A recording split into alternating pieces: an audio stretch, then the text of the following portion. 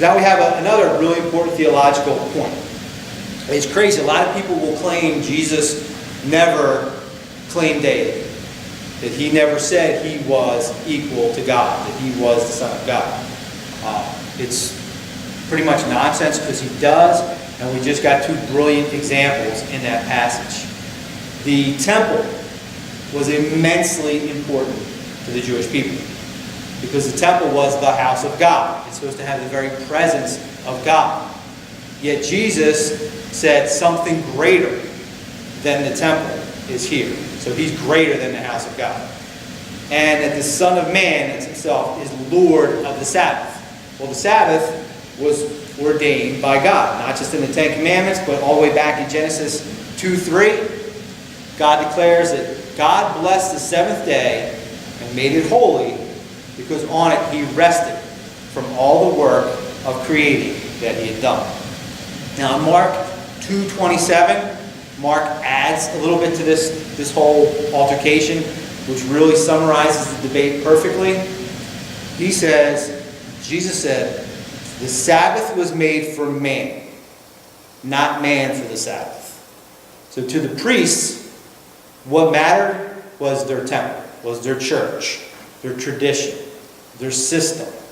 People were expendable to them, just as much as these children were expendable in the scandal we have today. And we see that here, because when Jesus went from there and entered their synagogue, and a man was there with a withered hand, and they asked him, is it lawful to heal on the Sabbath? Not because they want to see this guy restored, but so that they might accuse him. Now this seems to be the intent of so many religious conversations today. Now I've been picking on the Catholics, but to be honest, when it comes to this passage, I think the Protestants are far more culpable. They are far worse.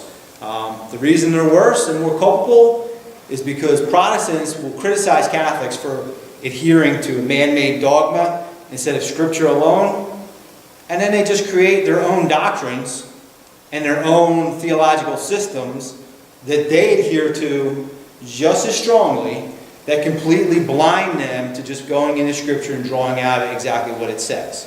So they're just as culpable. And I had plenty of conversations with these people online, and it's obvious that, like the Pharisees, they're not questions for just mutual edification and discussion. They're not trying to learn or trying to teach. They are asking me so they can trap me and say, aha, you're violating our tradition. You don't believe in our tradition.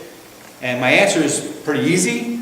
I say, no, I don't respect your tradition, but I will gladly submit to the Bible if you could show me in Scripture where you got that doctrine from, because I go to the Bible alone.